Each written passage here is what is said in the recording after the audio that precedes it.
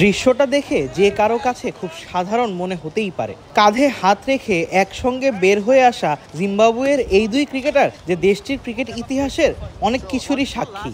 একজনের বয়স 37 তো আরেকজনের বয়স 38। দুজনই আছেন ক্যারিয়ারের পরন্ত বেলায়, কিন্তু এই পরন্ত বেলায় যে বিশ্বকাপ না খেলতে পারার আফসোসটা বয়ে বেড়াতে হচ্ছে তাদের। বলছিলাম শন উইলিয়ামস ও ক্রেগ আরভিনের কথা। জিম্বাবুয়ের ক্রিকেট ও তাদের ক্রিকেট ইতিহাসের সঙ্গে বেশ ভালোভাবেই জড়িয়ে আছে দুজনের নাম। তবে জিম্বাবুয়ের ক্রিকেটে ভালো সময়ের চেয়ে খারাপ সময়টাই বেশি দেখেছেন দুজন। এই যেমন 20 দলের টি-20 বিশ্বকাপে কোয়ালিফাইও করতে পারেনি জিম্বাবুয়ে। কোয়ালিফাই করলে হয়তো অবসরের ঘোষণাটা বিশ্বকাপের মঞ্চেই দিতেন শন উইলিয়ামস। হ্যাঁ, ঠিক শুনছেন, বাংলাদেশের মাটিতেই নিজের শেষ আন্তর্জাতিক টি-20 ম্যাচ খেলে ফেলেছেন বাঁহাতি এই ব্যাটার। হয়তো আরভিনের কাঁধে হাত রেখে এটাই বলতে বলতে বের হচ্ছিলেন উইলিয়ামস। বাসে উঠতে উঠতে ক্রিক ফ্রেন্সিকে জানিয়ে গেলেন অবসরের কথা। Was it your last game for Zimbabwe? Possibly, yes. Yes.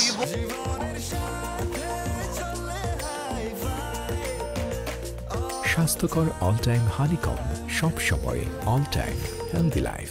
উইলিয়ামসের টি-20 ক্যারিয়ারের শেষটা সেখানেই হলো যেখানে শুরু করেছিলেন। বাংলাদেশের মাটিতে 2006 সালে বাংলাদেশের বিপক্ষে টি-20 অভিষেক হয়েছিল তার। 2006 সালে খুলনায় জিম্বাবুয়ের হয়ে প্রথম টি-20 খেলেন তিনি। 18 বছরের আন্তর্জাতিক ক্যারিয়ারে নানা চড়াই উতরাইয়ের সাক্ষী উইলিয়ামস। জিম্বাবুয়ের ক্রিকেটের খারাপ সময়টার বড় একটা অংশ দলে থেকে দেখেছেন তিনি। তাই হয়তো নিশ্চিত করে গেলেন আপাতত শুধু নিজেই অবসর নিচ্ছেন। কাঁধে হাত রেখে বের হওয়া সেই বন্ধুকে রেখে যাচ্ছেন দলের জন্য আরো কয়েকদিন সার্ভিস দিতে।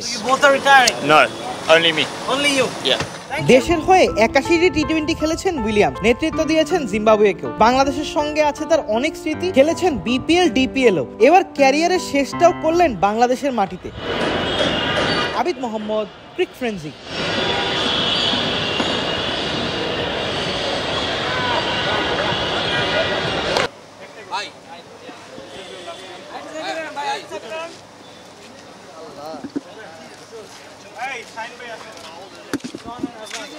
We both have a question for you. Hi.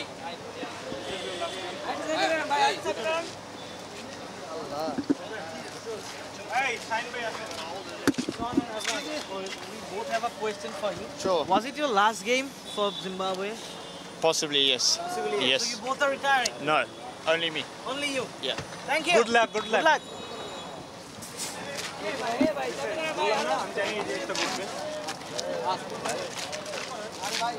Hey,